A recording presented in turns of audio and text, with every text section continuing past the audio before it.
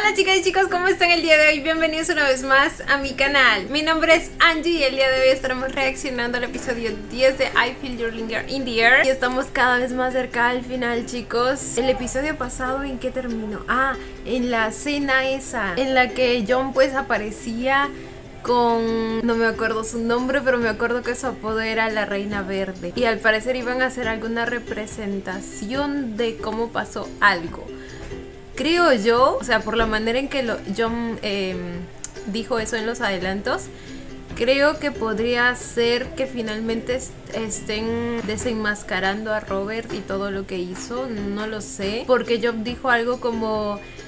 solo está representando cómo pasaron las cosas o solo está mostrando cómo pasaron las cosas. Entonces no sé, esa es mi teoría inicial y por ahí ya me explicaron que en realidad la ceremonia que tuvieron John y la chica pues no era de matrimonio, era esa ceremonia que el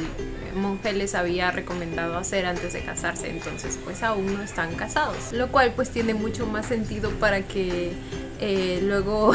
como que John y Jai se muestren tan juntos después, o sea, las escenas que vimos en los adelantos. Pero bueno, nada chicos, vamos a empezar de una vez con esto. Antes de comenzar no olviden apoyar el canal con un like, una suscripción o un super gracias, de verdad que con cualquiera de esos me ayuda muchísimo. Ahora sí, sin nada más que decir, comencemos con el video.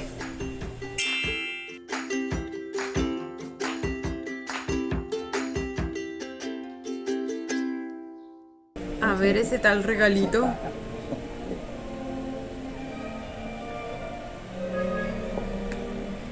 James.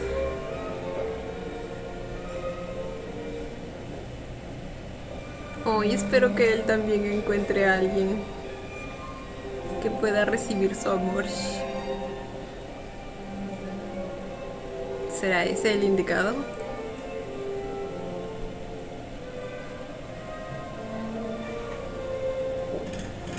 ¿Esto cuándo fue?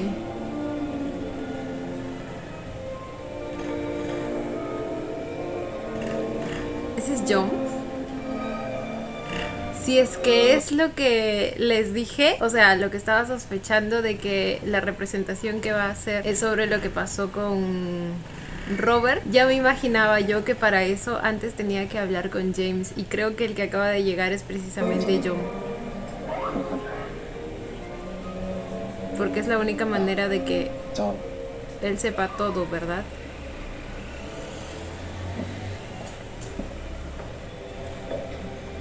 คุณเจมส์ครับมีอะไรหรือจอมมาที่นี่ได้อย่างไรครับแล้วคุณใหญ่ล่ะ ¿Por qué les han cambiado los nombres? คุณใหญ่ไม่ได้มากับผมครับวันนี้คือวันนี้ที่ผมมาเพราะว่ามีเรื่องอยากจะให้คุณเจมส์ช่วยผมหน่อยนะครับ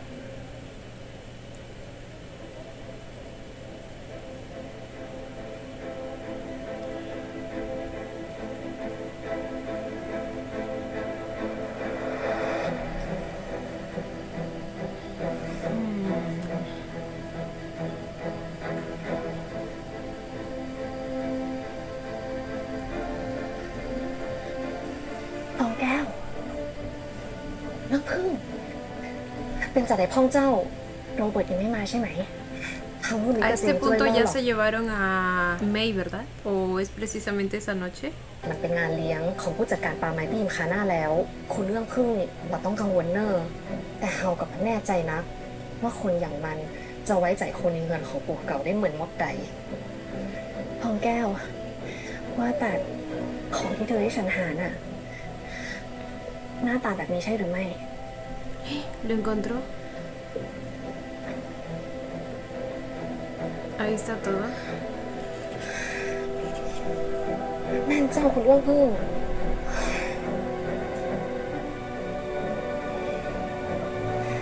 สวยนะเจ้า Ok. พ่อจอมรอสักเดี๋ยวนะ Amo que estén trabajando juntas. และถ้าเป็นตามที่รอสักเดี๋ยวนะ คนที่ผมนัดไว้ใกล้จะมาถึงแล้วและถ้าเป็นตามที่ผมสันนิษฐานเอาไว้เนี่ยเขาน่าจะช่วยเราได้จริงๆนะขอบคุณมากๆเลยครับคุณเจน พ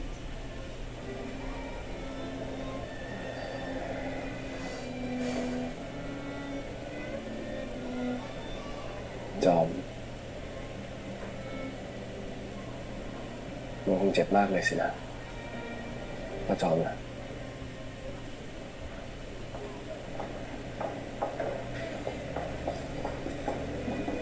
Por supuesto que duele. คุณเจมส์จำเรื่องที่คุณเจมส์เคยเล่าเกี่ยวกับคนรักเก่าของคุณเจมส์ให้ผมฟังได้ใช่ไหมครับ จำได้สิ ผมว่าตัวผมบางทีก็คง ไม่ได้ต่างจากคุณเจมส์นักหรอกครับ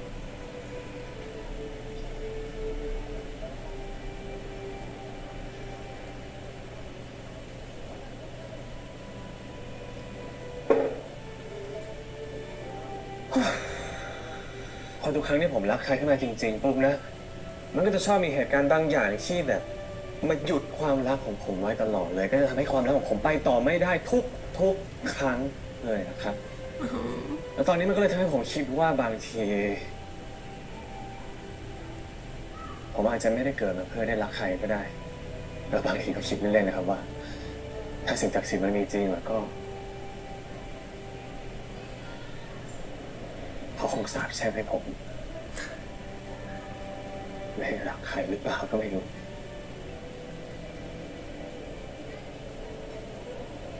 Creo que muchas personas piensan eso en algún momento de sus vidas. มันดีแล้วไม่ใช่หรอที่ป้าจอมได้สัมผัสความรู้สึกเมื่อเราอยู่ร่วมกับคนที่เรารักนะที่ผมบอกว่า ผมโชคร้ายกับป้าจอมนะ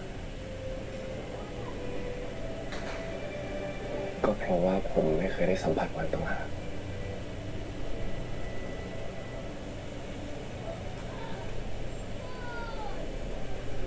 คุณเจมส์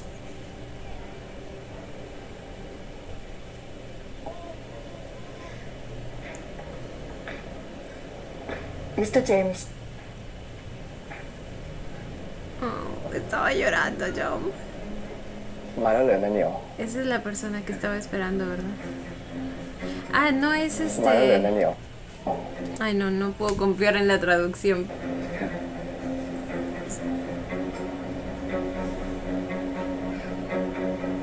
Ok.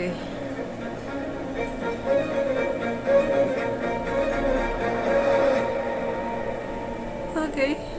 Siento que esto será épico. ขอโทษที่ขัดจังหวะทุกคนนะครับ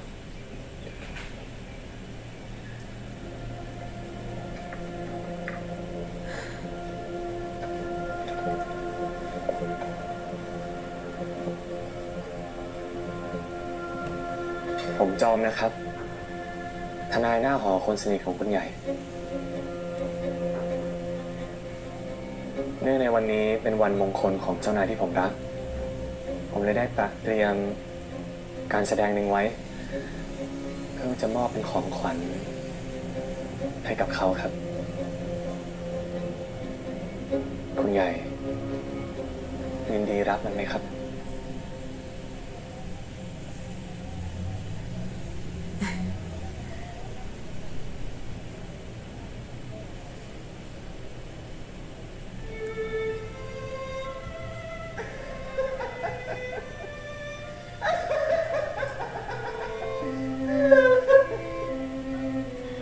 ในค่ำคืนที่ฉันกำลังเดินเยื้องย่างท่ามกลางบรรยากาศอันแสนเปล่าเปลี่ยวทั้งเช่นทุกคืน ชีวิตของฉันตลอด30กว่าปีที่ผ่านมา ฉันได้เดินผ่านผู้คนมากมาย ที่หัวเราะเยาะฉันเพราะฉันเป็นฉัน อันที่จริงแล้วเขาไม่ได้รังเกียจเหยียดฉันอะไรฉันหรอกแต่พวกเขาก็ไม่เคยนับฉันเป็นเหมือนพวกเขาเลยเช่นกัน ผู้ชายมากหน้าหลายตา เห็นฉันเป็นเพียงคนฆ่าเวลา พวกเขาจะสำเร็จความใคร่และพอเวลารุ่งสางเขาก็จะทำตัวเหมือนลืมไปเลยว่า ใครกันนะที่นอนข้างๆเขาเมื่อคืนนี้แต่ฉันไม่ยอมหรอกนะ เพราะว่าเดี๋ยวฉันลงไปหานะ แม่มีโออานี่เหมือนกันนะคะเพราะว่าค่ำคืนนี้ ฉันยังคงเชื่อและยังคงตามหา ใครสักคนที่จะมาเป็นเสาหลักให้ฉันยึดมั่น แล้วฉันก็เจอกับเขาแล้วค่ะ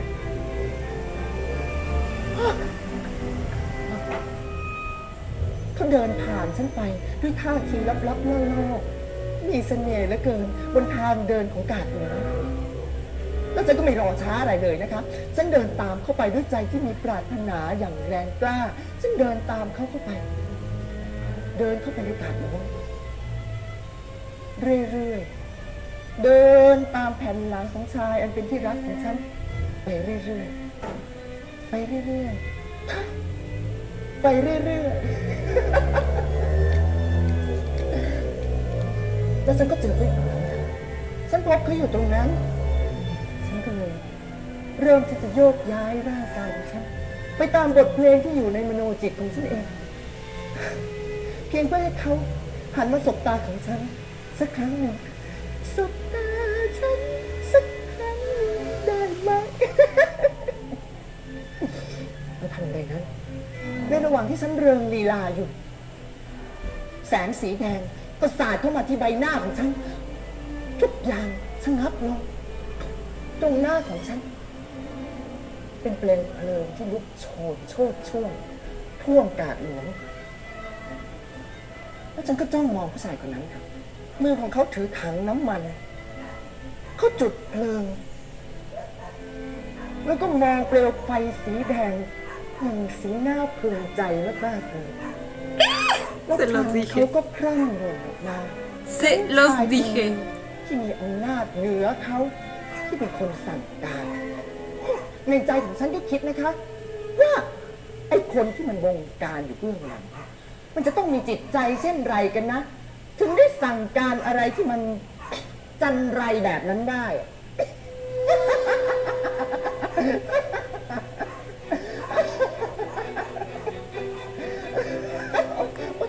I love ไม่โกรธ la cara de James. ¡Ay! Lo amo también. ยังไม่โกรธเหมือนคุณเลยนะคะเฮ้ย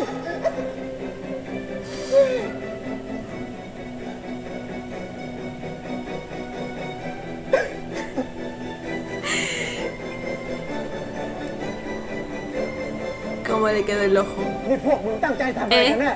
ที่พายนางวิปริตมาเล่นแรงของกูเนี่ยฮะ ¿Eso es lo que realmente le preocupa? ¿En serio? ¿Que hayan arruinado su fiesta? ¿No está escuchando lo que está diciendo? ¿O es que en su cabecita no cabe el hecho de que alguien de tanto poder, tanta alcurnia, haga cosas más horribles que lo que piensa que hacen las personas homosexuales? ¿Eh? Alguien aquí no está soportando la verdad. ที่พายนางวิปริตมาเล่นแรงของกูเนี่ยฮะ ผมไม่ได้คิดจะโลภงานใคร díselo, John ทั้งนั้นแหละครับ สิ่งที่ผมทำก็เพียงแค่อยากเผยความจริงกับเรื่องที่มันเกิดขึ้นก็เท่านั้นเองครับ ความจริงอะไรของมึงอีกไอ้จอม สิ่งที่กูเคยพูดกับมึงก่อนหน้านี้มันไม่เข้าหัวมึงเลยนะ ความจริงที่ว่าพยาสรเดชและคุณโรเบิร์ตมีส่วนรู้เห็นและอยู่เบื้องหลังของการลอบวางเพลิงที่ Sabía กาด que นี้นะครับ ambos estaban implicados en eso.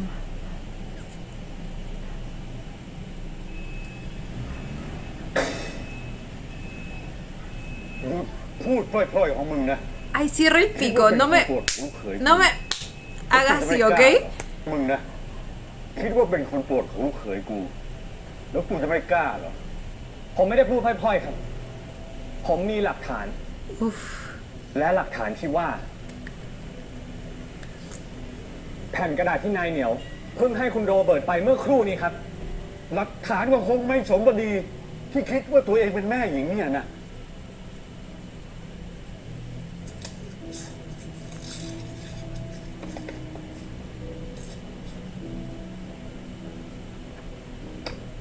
กระดาษใบเนี้ยใครๆจะเขียนก็ได้ แล้วถ้าฉันเป็นคนยืนยันล่ะคะ ว่ากระดาษแผ่นนั้น ฉันเอามันมาจากห้องเธอโรเบิร์ต คุณโรเบิร์ต คง เอปิโก ว่าตัว เอปิโก คุณโรเบิร์ตคงกำลังคิดอยู่สินะครับ ว่าตัวเองใช้ให้คนไปเผาทิ้งแล้วล่ะ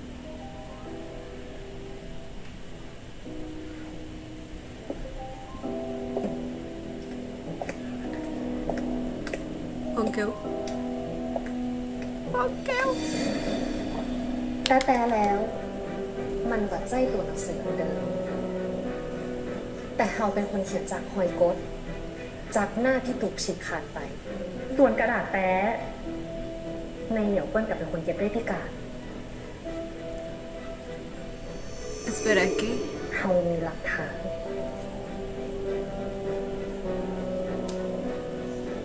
แต่มันเกี่ยวอะไร แล้วสมุดนั่นก็เป็นของไอ้โรเบิร์ตมัน ไม่ได้เกี่ยวอะไรกับกูเลย ah se bajaba del barco จริงเหรอคะคุณลุง qué แต่ในสมุด cobarde เล่มนั้น มีข้อมูลบอกว่า คุณลุงมีส่วนเกี่ยวข้อง ในการทุจริตที่ดินของชาวบ้านอย่างชัดเจนเลยนะคะคุณลุง และไม่ใช่แค่นี้นะครับเพราะผม les ยังมี dije พ que ยานห lo ลัก iba ฐา a น disfrutar como no tenían และ idea ไม่ใช่แค่นี้นะครับ adoro los finales เพราะผม felices ยังมีพยานหลักฐาน aunque เพิ่ม este เติม aún อี no ก es ด้วย el final ¿quién es? ไปคำแสน Es una de las personas a las que escuchó hablando, ¿verdad? Ese día มัน que ยอม estaba รับ muy มาหมดทุกอ borracho ย่างนะเพราะมันถูกว่าจ้างโดยหมู่คุณเขา จนชีวิตมันร่ำรวย ไอ้นี่แหละค่ะ ที่คืนนั้นฉันเห็นในวันที่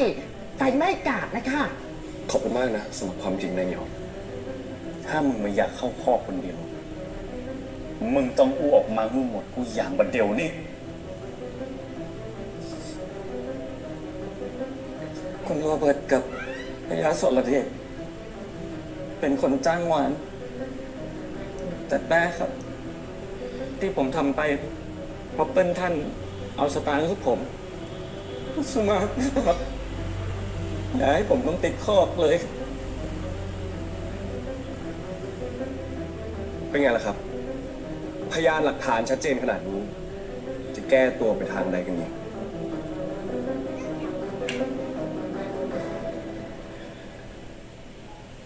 ผิดเด็ด Vamos, defiéndase. No tenía mucho que decir hace un rato. คุณพระครับ ถ้าคุณพระคิดว่านายเหนียววิปริตเพียงแค่เพราะว่าเขาแต่งกายและมีจริตเหมือนหญิงแล้วก็ ถ้าอย่างนั้น สิ่งที่พระยาสรเดชและคุณโรเบิร์ตทำไม่ยิ่งวิปริตกว่าหรอครับ Como le quedó el ojo. คุณพระจะยอมให้การมั่นหมายในครั้งนี้ เป็นข้อคอรหาให้กับตระกูลพลาทิพย์จริงๆเหรอครับ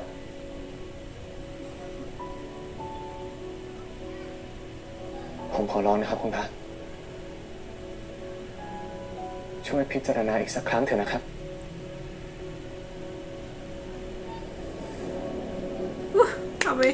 Amé todo de esta escena.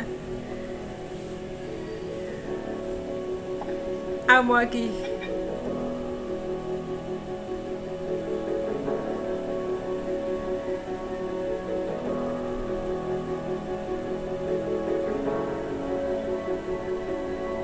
Espero que esto haya hecho algún cambio en el cerebro del padre de Jai, que algo ahí arriba haya hecho clic para que entienda que pues una persona no debería ser juzgada por sus gustos, por a quienes les da amor, por así decirlo. O sea, hay cosas mucho más cuestionables, abominables, horribles que puede llegar a ser una persona como para juzgar a alguien por esas ทำไมพี่ต้อ cosas. งทำแบบนี้ด้วย หากเราอยากจะเป็นใหญ่ มันก็ต้องเสี่ยงนะแก ฉันเคยสอนแกไปแล้วนี่ วันนี้ฉันอาจจะพลาดโดนจับ แต่แกรู้ไหม ยังมีอีกกี่คนที่ไม่โดนอะไรเลย แล้วยังอยู่ในอำนาจนี่ พี่เดช Eso fue una clara amenaza.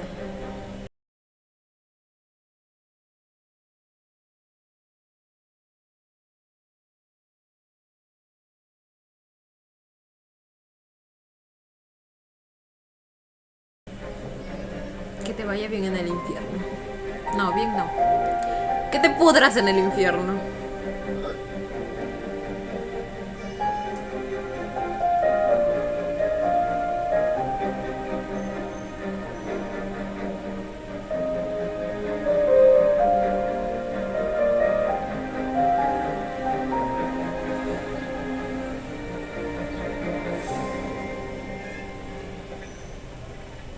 น้องบุตร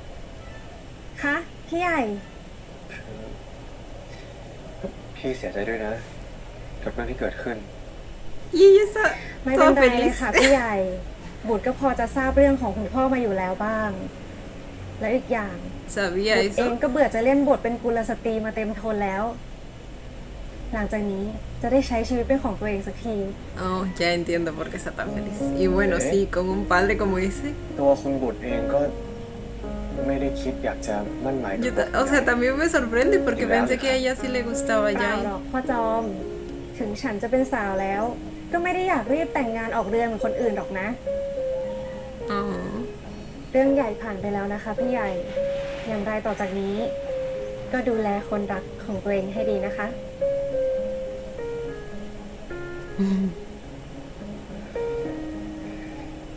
จะดูแลอย่างดีเลยครับน้องบุตร ถ้าอย่างนั้นบุตรขอตัวก่อนนะคะ ไว้เจอกันใหม่นะ พี่ใหญ่ พ่อจอม โชคดีนะครับน้องบุตร Oh. Qué bonita.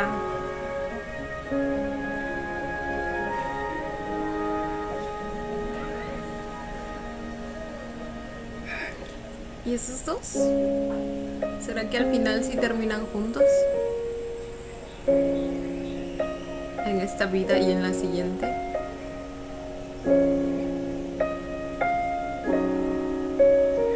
หมดเรื่องแล้วเนาะ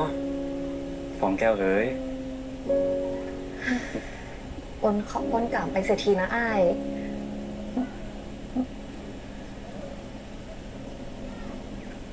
อันเตอร์นี้ น้องจะปิกไปกับอ้ายได้แล้วมันก่อฟองแก้ว ไอ้คำแสน ไอ้ปีกไปก่อนเตอะ น้องมีเรื่องในเฮือนอย่างเดอกหึ่งยะแหม แล้วมันจะเป็นเมื่อใดเล่า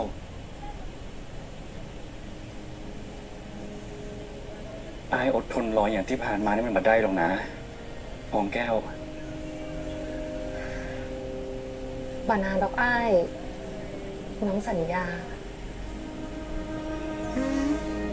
Porque siento que no va a ser así. Digo, por algo. Es que por algo ambas parejas tienen que esperar aún a la siguiente vida para poder ไหนๆอ้ายก็ estar juntos. เขารอน้องมาทั้งชีวิตของอ้ายแล้วเนาะ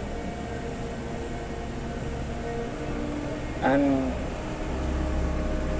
อ้ายปิดก่อนเนอะฟองแก้ว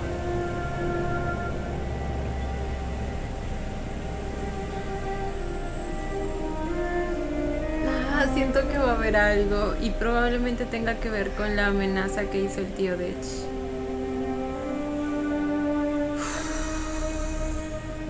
Y es que miren cómo lo mira con tristeza, como si ella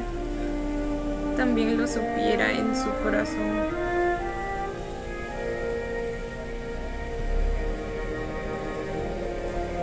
Ahora, ¿cuál es el asunto que ella aún tiene pendiente?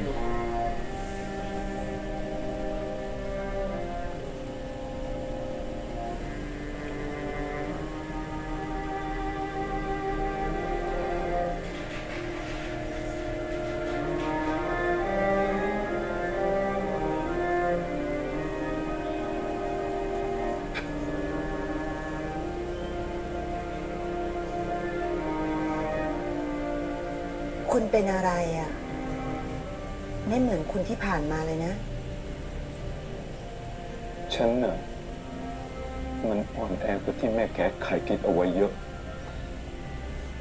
ไม่เช่นนั้น มันก็คง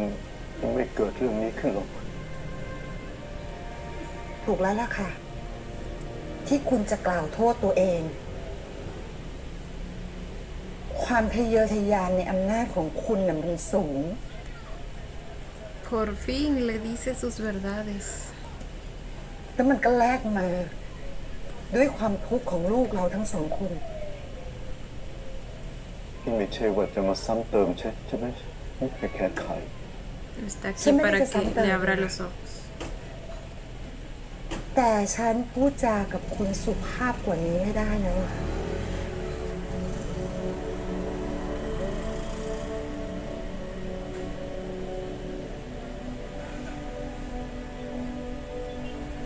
ใครจะไปรู้ว่าเรื่องมันจะเป็นแบบนี้ ถ้าฉันรู้มาก่อน ฉันก็คงไม่ท คุณไม่ต้องมาปัดความรับผิดชอบเลย อัตราตัวตนในตัวของคุณน่ะมันสูง คุณรู้ไหมที่ผ่านมา ฉันรู้สึกเสียใจมากแค่ไหน ที่ต้องส่งยายพึ่งไปแต่งงานกับไอ้โรเบิร์ตนั่นน่ะ เราสองคนควรจะไปคุกเข่าต่อหน้าลูก แล้วก็กล่าวขอโทษด้วยซ้ำ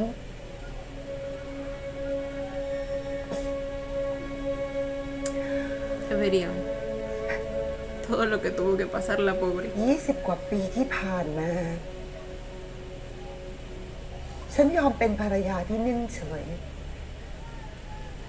ไม่เคยก้าวก่ายในการตัดสินใจของคุณเลย แต่ตอนนี้ฉันเปลี่ยนไปละ ฉันจะตัดสินใจอะไรหลายๆอย่าง ด้วยตัวของฉันเอง Es momento.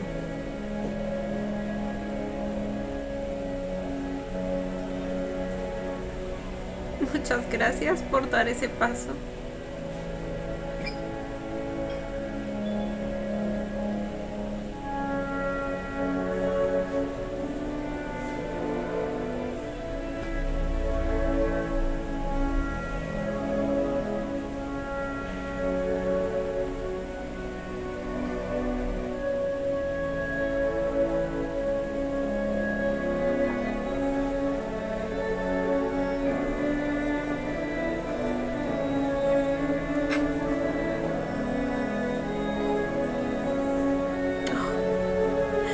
Lo poderosa que es esta escena.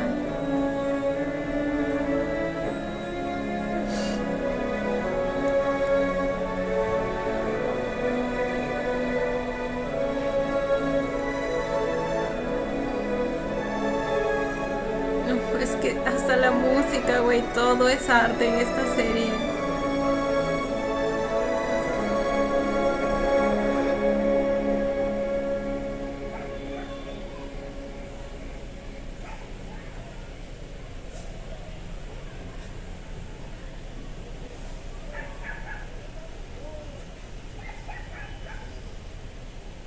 Al final John lo rescató de un destino que Jai no quería. คุณใหญ่ชอบบอกว่าจอมแอบมองคุณใหญ่แต่จริงๆแล้วคุณใหญ่ทำหากนะครับ ำชอบแบบมองจอมอะ ใครว่าฉันแอบมอง ฉันตั้งใจมองเลยต่างหาก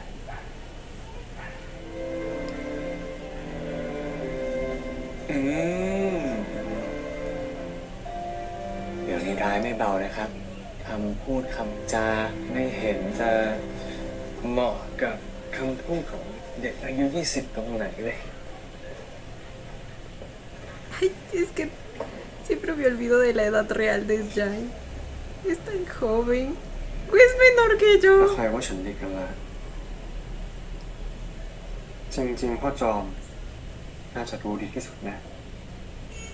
ฉันไม่เด็กแล้ว Ay.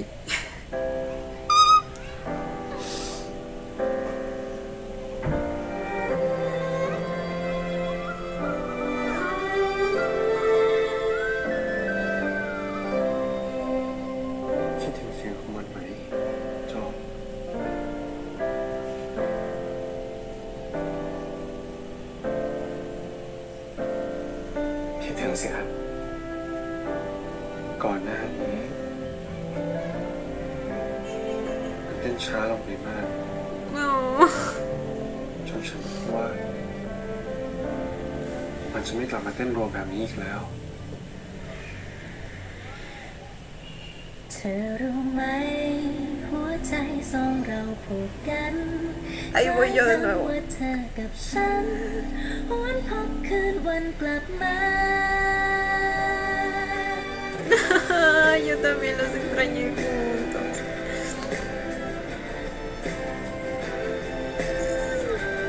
Me hizo sufrir mucho ver a Miyai sufrir.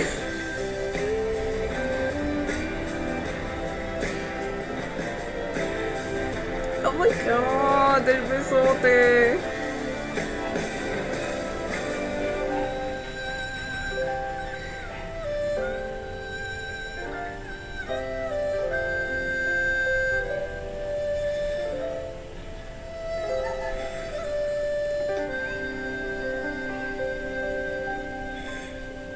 ไม่เอาอีกแล้วนะพ่อจอม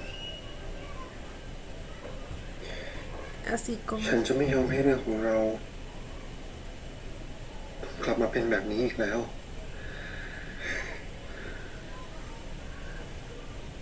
Ahora sí vas a luchar.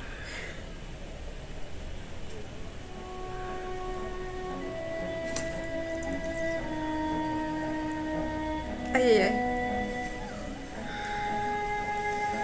Ah, la tensión.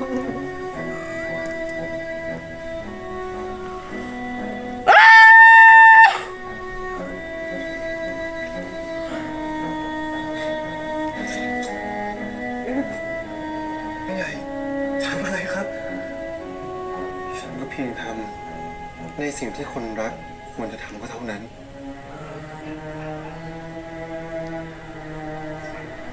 Ay, a moverlo tan decidido. Así en modo salvaje. พ่อจอมไม่อยู่เกาหลังให้ฉันคืนแน่ไม่ใหญ่ไม่ใหญ่ Esperen, quiero ver de nuevo ese besote porque estuvo potente. Y luego la tensión que se cargan esos dos. ¡Ah! Hasta siento la electricidad aquí, güey.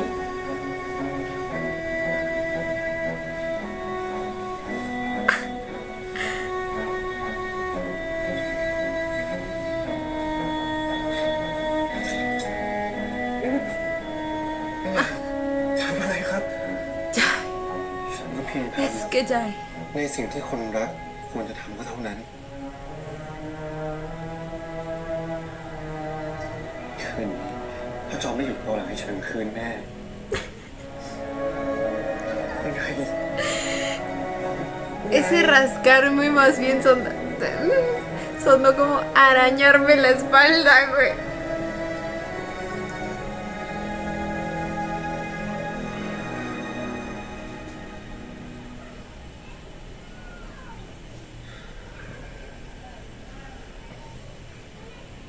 Tình hoa choพี่ไม่ได้นอนร่วมกันไม่กี่วัน ฉันจะอดทนหาพ่อจอมไม่ได้เสียแล้ว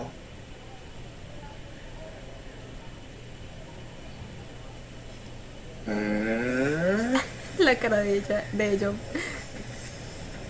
แปลว่ายังไงนะครับ หมายความว่า หลังจากเมื่อกี้นี้ เสร็จปุ๊บคุณใหญ่ไม่คิดถึงจอมแล้วหรอ ¿Qué? ไม่ใช่แบบนั้นสำหรับพ่อจอมเนี่ยฉันเสพติดพ่อจอมเสียแล้วว่า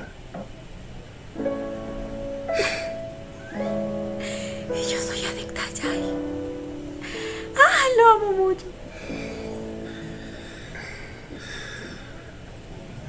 Y tú eres adicta a que te cargue. Eres una niña engreída. เห็นว่าตอนนี้ทุกคนจะเป็นยังไงแล้วครับนั่นสิหลังจากงานตั้งหลายฉันก็รีบตรงดิ่งมาหาพ่อจอมเลย Han hablado con sus padres.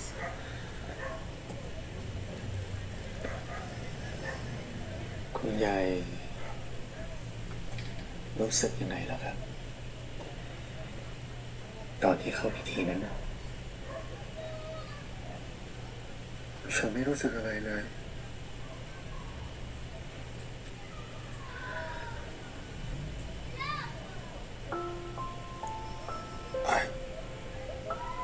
งั้นก็ดีแล้วสิครับคุณยายก็แปลว่า คุณยายไม่ได้เป็นทุกข์นะครับ ¿A qué tipo de sentimiento se refiere?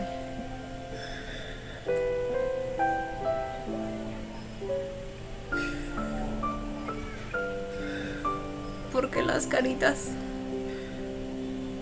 มันแย่กว่าอีกนะพ่อจอมหากการรู้สึกมันยังระลึกว่าเรายังเป็นมนุษย์อยู่แต่การไม่รู้สึกตรงนั้นเราบอกว่าเราเป็นคนตายมีเพียงร่างแค่เดินได้ไม่มีชีวิตไม่มีหัวใจความของฉันในตอนนั้นมันคงหายไปไหนตรงไหนแล้วล่ะ Su corazoncito y su alma seguían con John.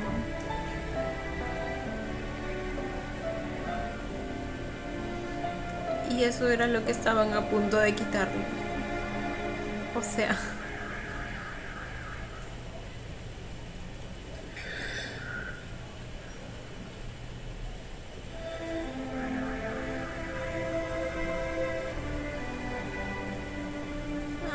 Ay, sus caricias, güey. ผมขอให้คนองค์ใหญ่ กลับมาในเร็ววัน แล้วก็ขอให้ทางผ่านเรื่องเหลวไหลทุกอย่าง ไปให้ได้นะครับ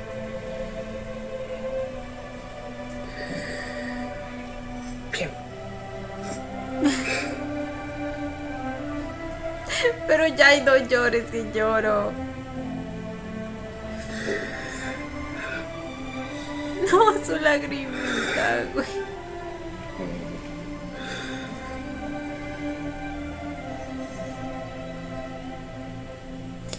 John es toda su vida, güey. John lo es todo para él. Y estuvieron a punto de quitárselo. Y ahora por fin lo tiene de nuevo.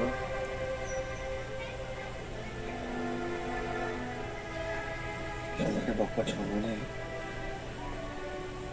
ว่าพ่อจอมคือพ่อจอมคนของฉัน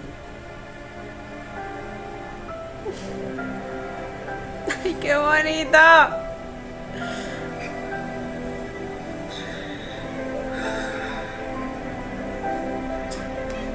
Todos necesitan a alguien que los quiera tanto como Jai quiere a John.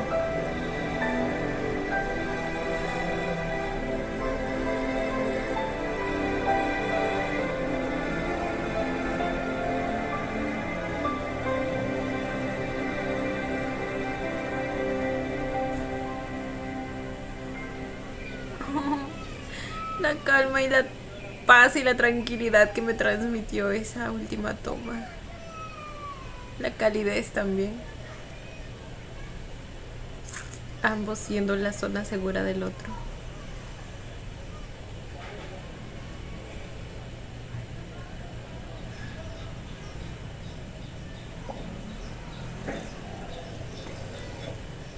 คุณเอื้องพึ่งหอมแก้ว เจ้า เอ้าทำไมไม่ทานก่อนเสียล่ะเฮาเกยชินน่ะเจ้าคุณเอื้องพึ่งนั่งลงเถอะจ้ะเจ้า Ahora ambas se quedaron viviendo libres en la casa. Güey. Ahora, คุณเอื้องพึ่ง A pesar de que él esté en la cárcel, el matrimonio se puede... No, ¿verdad? Ay, no sé cómo hayan sido los trámites en esos tiempos. เป็นจะได้พ่อ O las เจ้า ceremonias. เขาหมายถึงวันนี้น่ะ No sé si había matrimonio civil y religioso. เขาหมายถึงวันนี้น่ะ Solo civil, solo religioso. ก็รู้สึกโล่ง แล้วก็โปร่งสบายดีฟองแก้วรู้สึกเหมือนกันไหม แม่นเจ้า Obviamente. ว่าแต่ฟองแก้วคิดจะทำอย่างไรต่อ ¿Qué จาก procede? นี้มีแผนว่าอย่างไรบ้างล่ะ เฮากับคงจะขออยู่ที่นี่แหมสักพักนะเจ้าคุณเรื่องพึ่งแต่แหมบ่เมินเฮากับคงขยับขยาย หาปี้หาปางป่าตัวเก่าออกไปนะเจ้า ทำไมไม่อยู่ด้วยกันที่นี่เสียล่ะ คุณเอื้องพึ่งเฮาเกรงใจนะเจ้าล่าแหมอย่างตัวเฮาก็มันมีอันอย่างเกี่ยวข้องกับบ้านหลังนี้แล้ว ฟองแก้ว ทำไมพูดอย่างนั้นล่ะ เธอ ก็เหมือนเพื่อนของฉันคนหนึ่ง คิดจะมาก็ย่อมมาได้ คิดจะอยู่ก็ย่อมอยู่ได้นะฟองแก้ว ขอบคุณนะเจ้าคุณเอื้องพึ่ง ทานข้าวเลยจ้ะ เจ้า Amo la bonita relación que han formado. คุณเอื้องพึ่งเจ้า วันนี้คุณเอื้องพึ่งมีธุระที่ใดต้องไปยะกว่าเจ้า ก็ ไม่มีนะฟองแก้ว คือเฮาอยากจะพาคุณเอื้องพึ่งไปเจอคนคนหนึ่งนะเจ้า A su casa, ¿verdad? A ver a May. ใครกันนะฟองแก้ว Sí, es eso, yo lo sé. Yo lo sé, yo lo sé, yo lo sé.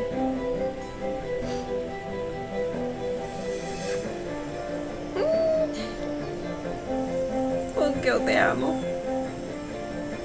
Te amo. ที่นี่ที่ไหนหรือฟองแก้ว นี่เงินเฮานะเจ้าคุณเอื้องพึ่งเจ้า ที่แต้แล้วเฮาอยากปาคุณเอื้องพึ่งมาปากับแม่ของเฮานะแต่บอกฮู้ว่าแกหายไปไหนเหียเดี๋ยวเฮาไปตัวยหาแกสักกำเนอะ ได้จากฟองแก้ว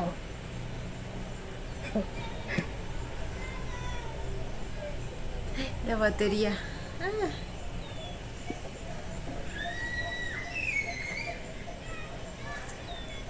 ื้องพึ่ง ไม้ Dos chiquitas hermosas, preciosas. แม่นแล้ว Claro que es ella. ไม้ไม้เป็นอย่างไรบ้าง เจ็บตรงไหนไหม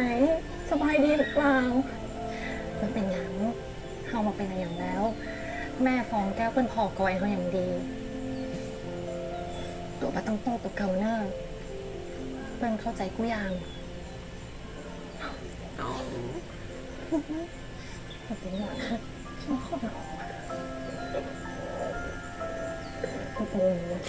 Por fin. ฉันคิดถึงไม้เหลือเกิน Por fin están juntas y en paz sin ningún machista narcisista que las moleste. เปิ้นแบบเปิ้นภาษาเหมือนกัน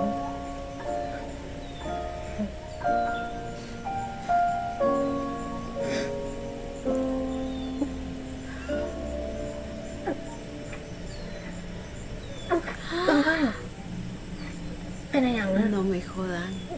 Está embarazada. Está embarazada. อุ้มครึ่งไหวก็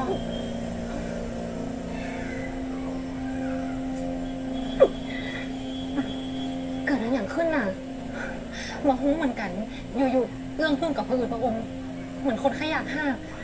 คุณเอื้องพึ่งเป็นสะใภ้พ่อ No puede ser. ไม่หรอกจ้ะผมว่าช่วงนี้ฉันอาจจะมีเรื่องให้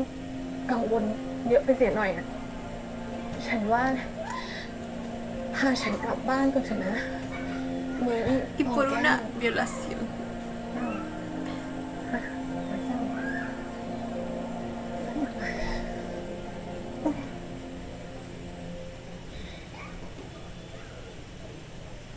Oh, tengo una rabia. โชคดีขนาดเนาะคุณเอื้องพึ่งเปิ้นเป็นคนใจบุญเงินหมูเบาจนมาเดียวนี่หมูเบาหลายคนไปแยกย้ายไปตั้งรักได้ละ Oh, qué bonito. Ahora que se fue Robert y tomó las riendas de la casa y está dirigiendo la casa, todo va mejor para todos. หลายคนไปแยกย้ายไปตั้งรักได้ละ Oh, y les está pagando mejor. แล้วมิ่งกับป้าแม่ล่ะครับ จะเอาไงต่อเหรอ เฮ้ยจะให้ยักษ์จะได้ไหนจอมเหยมึงกู้หวังอย่างที่ไปก็ต้องอยู่ที่นี่ฮะนะตอนให้ได้เงินมา จะไปต่อยาไส้สักกี่ปี กูเกลียกล่อมแม่กูละแต่เปิ้นไม่ยอมมึงของหู้แม่กูนะลึก มึงนี่มันเหลือกรรมแต่นะไอ้นี่มึงกู้ว่าเท่าใดหรอกมึงพออีนั่นกะหลังจากไอ้เมื่อหายไปอีติ๊บก็เป็นเจ๊ะ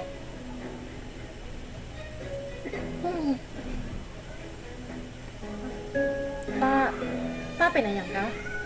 Y me volvió.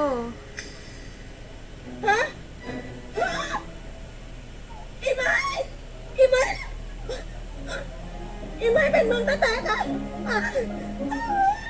อีไม้เจ็บเนาะเจ็บหัวดีแล้วมึงเป็นห่วงมึงมักใจฮะอีหมานี่เหรออีหมานี่เหรอ มีต้อนรับถึงบ้านนะเมย์ Ay, pero es un abracito. กูพูดแล้วนะ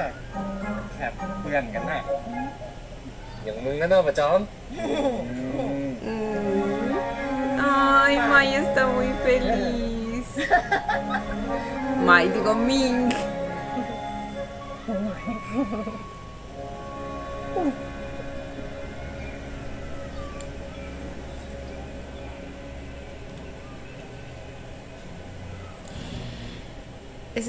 ¿Qué episodio es? El 10. El 11 es el de la maldición, ¿verdad? O a veces pasan el mismo 12, o sea, en el ไม่นาน último. เท่าไหร่หรอกครับคุณแม่ สักประเดี๋ยวนี้เอง นี่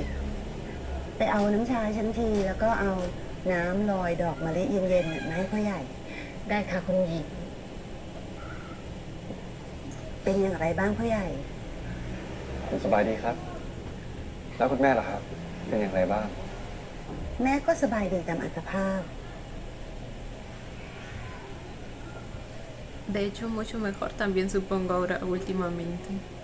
ya que ella พ่อใหญ่ también มอง pues หาคุณพ่ออยู่นะ decidió ลูก ครับ empoderarse un poco. ผมไม่ได้พบท่านมาหลายวัน คุณพ่อท่านเป็นอย่างไรบ้างครับ ก็เป็นเช่นนั้นแหละเฮ้อคนยิ่งแก่ก็ยิ่งยึดมั่นถือมั่น แล้วมันก็ยิ่งทำให้หนัก แล้วคนอย่างคุณพ่อก็ปล่อยวางไม่ได้ง่ายๆคงต้องให้เวลาท่านสักหน่อย ครับว่าแต่คุณแม่เรียกผมมามีเรื่องอะไรหรือครับ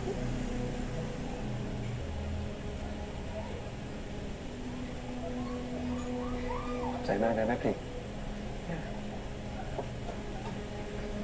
ว่าอย่างไรนะครับ ใหญ่ยังจำเรื่องที่จะขอคุณพ่อไปเรียนต่อเมืองนอกได้ไหมลูก จำได้ครับ แต่คุณพ่อท่านก็ไม่ค่อยเห็นด้วยเท่าไหร่นี่ครับ Ahora va a ถ้าเป็น poder เมื่อก่อน hacerlo. แม่คงปล่อยให้เป็นการตัดสินใจของคุณพ่อ แต่ตอนนี้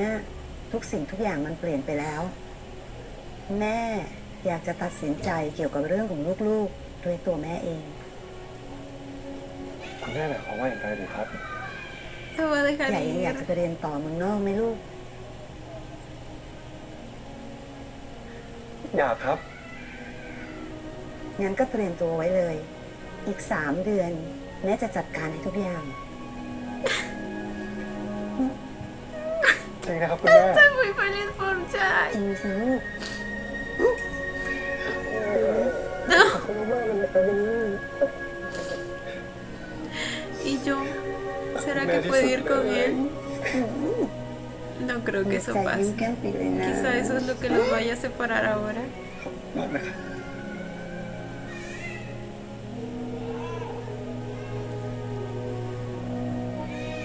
Se acaba de acordar de ese pequeño detalle también, ¿verdad?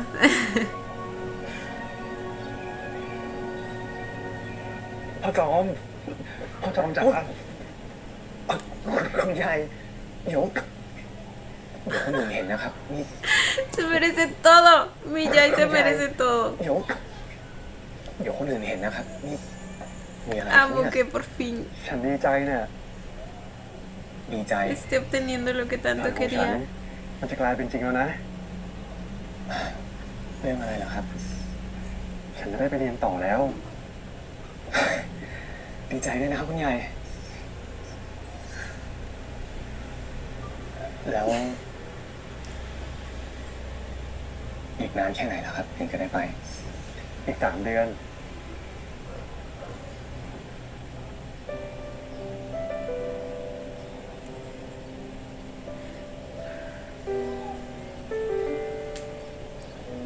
พ่อจอม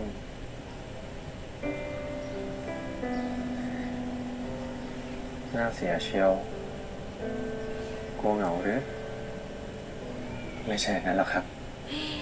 Probablemente le trae memorias de Vietnam, ¿verdad? Con el tipo por su ex.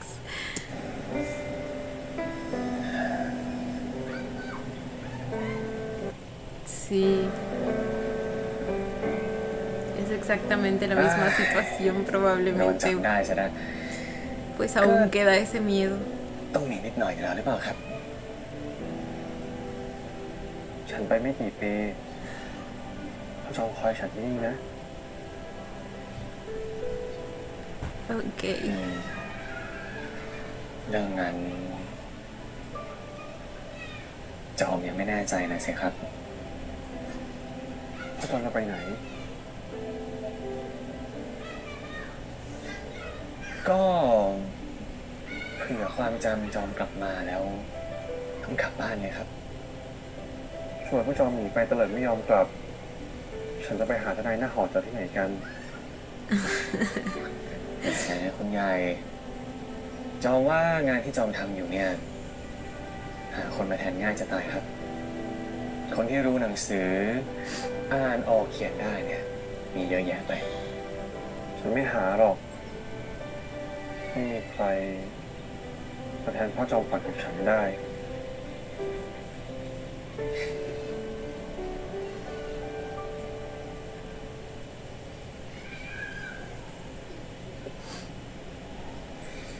แล้วถ้าสมมติว่า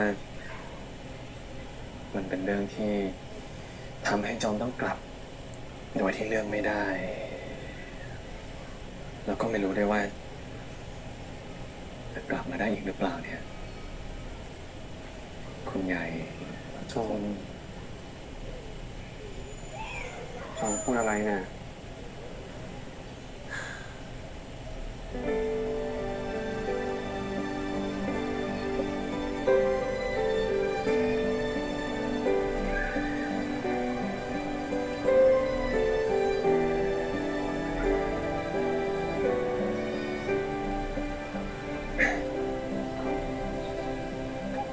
จอมล้อเล่นนะครับ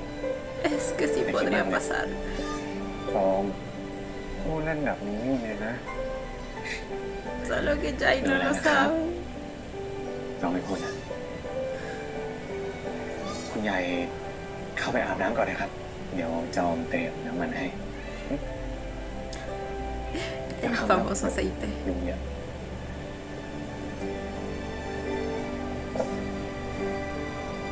เดี๋ยวจอมตามเข้าไปครับ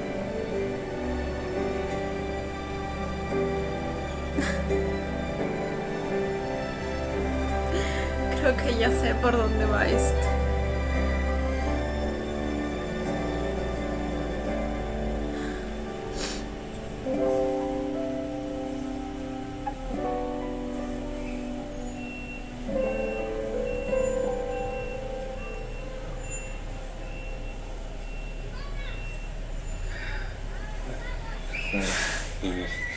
เลิกมองจอมเลยนะครับ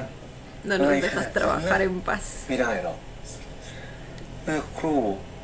พ่อจอมพูดแล้วว่าจะไม่หายไป Él ฉันต้อง también บอก se พ่อ quedó จอม con เอาไว้ esa ก่อนที่จะ sensación. หายไปเสียอ๋อคุณใหญ่ก็จอมพูดไปแล้วไงครับว่า จอมล้อเล่นนะพ่อจอม ฉันฝากไปลงคอนประตูและหน้าต่างทุกบานด้วย ฉันกลัวพ่อจอมจะนอนละเมอหนีฉันทะลุไปอีกทางหนึ่งอะสิโอ้โหคุณใหญ่ Ay, los quiero mucho. ล้อเล่นนะไม่หยอกพ่อจอมแล้วก็ได้ทาต่อสิทาจนเหนียวหมดแล้วครับเนี่ยแขนข้างนี้ Ay, ¿quién como el Job que tiene el privilegio de tocar todo ese monumento, por Dios? โอ้ว่าแต่ครอบครัวคุณใหญ่นี่ย้ายมาจากกรุงเทพเหรอครับกรุงเทพหมายถึงพระนครนะครับ ใช่คุณพ่อ Aún no ฉัน tenía ese nombre. มีที่ดินหลายพื้นที่นั่นส่วนคุณแม่ก็มีที่ดินอยู่ที่ธนบุรีก็นครปฐมพ่อจอมถามทำไมหรือไม่มีอะไรครับ ก็ แล้วคุณใหญ่ คิดจะเก็บมันไว้หรือว่าขายทิ้งเหรอครับฉันยังไม่เคยคิดนะจอมจะบอกให้ฟังนะครับ พวกที่ดินแถบพระนครเนี่ยคุณใหญ่จะต้องเก็บมันไว้นานๆเลยนะจอมเชื่อว่าวันหนึ่งในอนาคตอันอีกไม่ไกลเนี่ยมูลค่าที่ดินพวกนี้จะสูงขึ้นลิบลิ่วเลยแล้วคุณใหญ่ก็จะ Aprovechando el conocimiento del futuro para los negocios. แล้วคุณใหญ่ก็จะ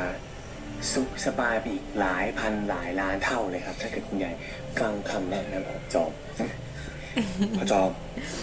จอมรู้ไหมว่าพ่อจอมพูดเหมือน A อะไร eso le llamo mente empresarial. อะไรครับ Mente de เขาพูด tiburón. เหมือนพ่อจอมจะมาดูแลทรัพย์สมบัติของฉันไงล่ะ คุณยายจ๋ายังไม่ต้องมาทำเสียงหวานเลยนะครับ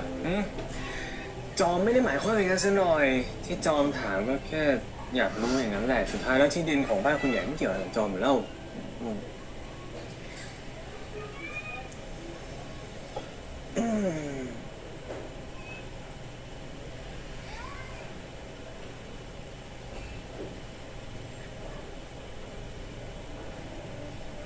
¿Qué pasó? ¿El espejo?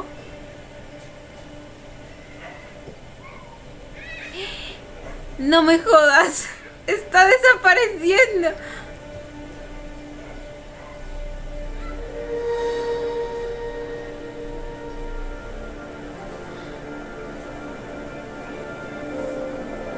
¿Por qué?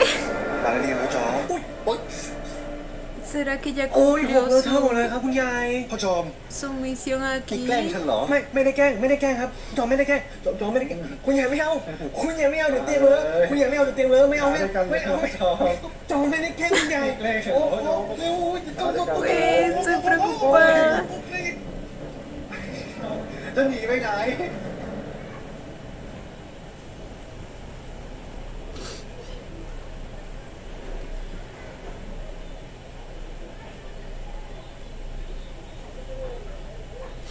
Ese espejo, güey. Siempre es ese espejo.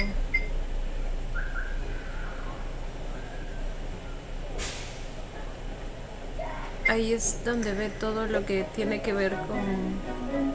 su futuro. พ่อจอม ของว่างนี่ เอาไว้ให้ฉันหรือเปล่า Bueno, ahora lo que es tuyo es de él. ผมว่าเขา Y lo que es de él es tuyo, ¿ok? ไม่เป็นไรหรอกฉันเห็นพ่อจอมกินอิ่มก็เหมือนฉันได้กินด้วยแล้วล่ะ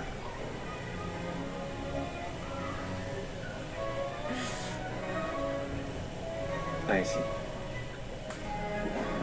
ฉันยังไม่อิ่ม Nah. งั้นเดี๋ยวจอมไปเอามาให้ใหม่ไหมครับ No, estamos hablando de comida.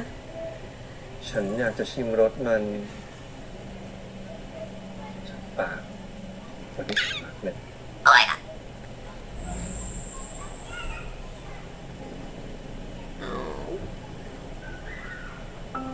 Dios mío, por favor, no se separen. No. Me rehuso nuevamente. Es que es obvio que algo va a pasar. Ya es momento de que John vuelva. Por algo vio eso en el espejo. สงสัยวันนี้ฉันต้องบอกแม่แมนซะละว่าของว่างติดหวานเกินไปหน่อย Ya no me estás ayudando. หวานมาก Quiero evitar pensar en cuánto lo voy a extrañar, ผม maldita มา sea. ขัดจังหวะอะไรหรือเปล่านะ ขัดมากเลยครับคุณเจมส์ใช่ไหมพ่อจอมไม่ได้ขัดอะไรสักหน่อยนี่ครับ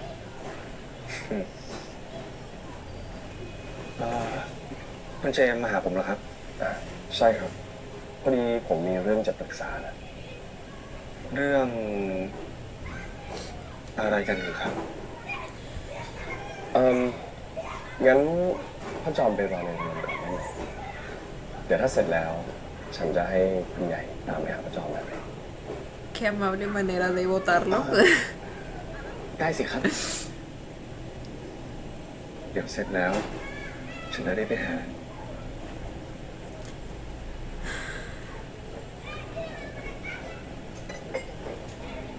Supongo que tiene que ver con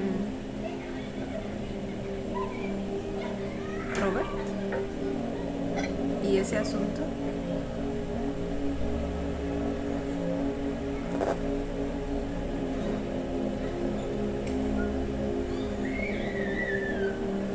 ¿Qué está pasando?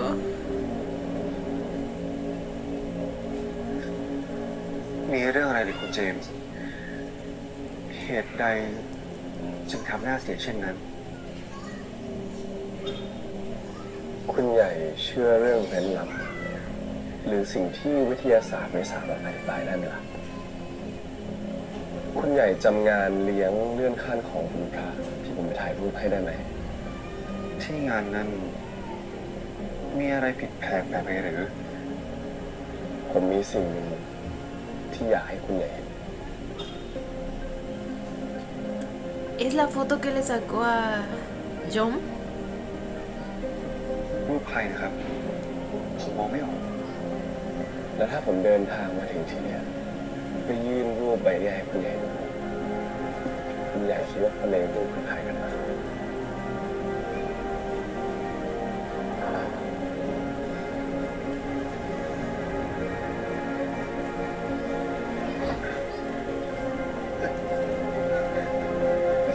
คุณเจมส์หมายถึง คนในรูปนั้นก็คือคุณจอมคุณจอม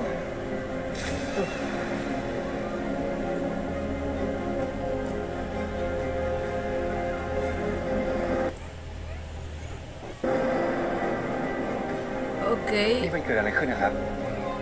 ทำไมถึงเป็นแบบนี้ กล้องของคุณเจมส์ Es อะไรขึ้น porque นะครับ sale un poco transparente también. ทำไมถึงเป็นแบบนี้ กล้องของคุณเจมส์มีปัญหาหรือเปล่า ไม่ผมทดสอบมันมาแล้วมันเป็นแบบนี้กับประจอมคนเดียว Solo sucede así. Está desapareciendo. También.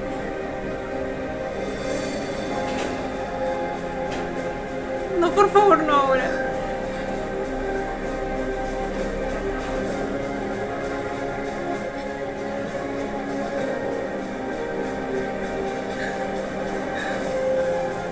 No.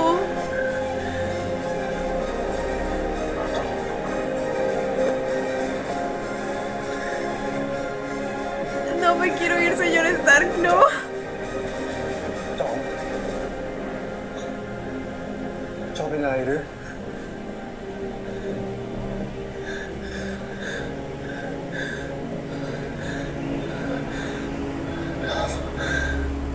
จอมครับคุณใหญ่ Jay también lo ve. Jai te... ¡A la madres!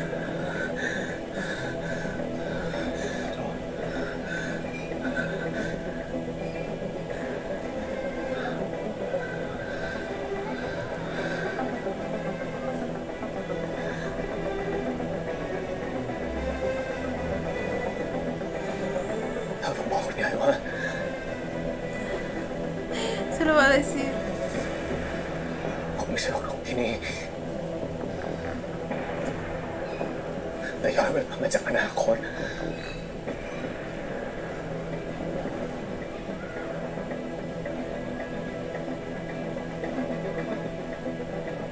คุณอยากจะเชิญผมไหมครับ Bueno, con todas las pruebas ahora probablemente le va a costar, pero lo va a entender. O sea, le va a creer.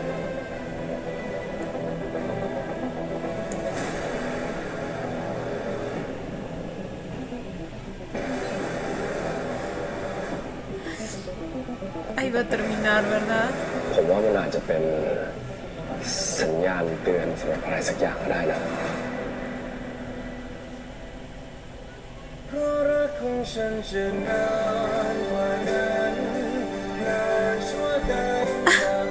Fue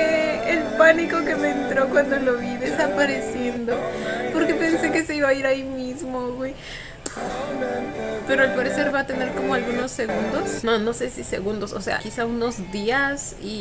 Pero ya es como una advertencia de que su tiempo ahí está acabando, ¿me entienden? Ay, no, güey. Sabía que una escena así vamos a tener, sí o sí. Es que siempre en estos temas de viajes en el tiempo y así, pues obviamente el muchacho tiene que volver a donde corresponde. Probablemente su viaje fue con una finalidad, con una misión. Ella cumplió su misión, ya revolucionó por completo la vida de Jai. Gracias a él, de alguna manera, Jai pues hoy en día puede ser libre, puede ser él mismo, puede perseguir sus sueños y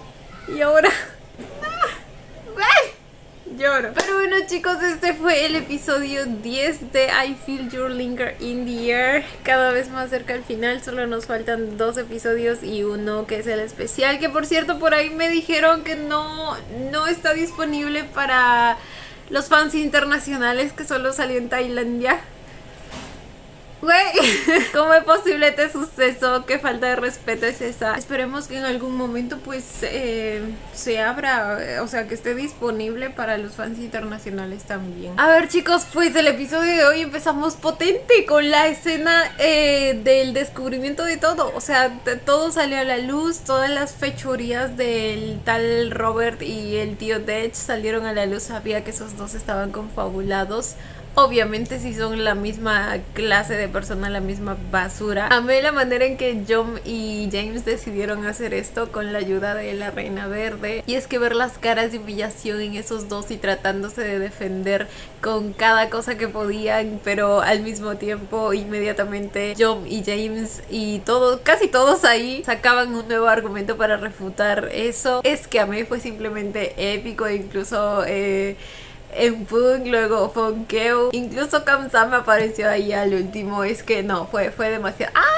10% de batería. Amé todo de esa escena, chicos, amé todo. Creo que fue una manera muy inteligente de revelar todo y a la vez demostrarle al padre de Jai qué es lo realmente importante para juzgar una persona, ¿me entienden? Bueno, no sé si al final lo llegó a entender, porque tengo entendido que la madre insinuó que él aún pues necesita su tiempo para procesar todo lo que pasó, pero bueno, esa era la intención, ese era el mensaje que se intentó dar y para mí se logró perfectamente el objetivo. O sea, imagínense el choque de realidad al darte cuenta que las personas más asquerosas y abominables en el mundo están más cerca de lo que pensabas, mientras tú te pasaste toda la vida jactándote de eso y criticando a personas que literalmente no hacían nada más que existir y ser libres y ser ellos mismos. O sea,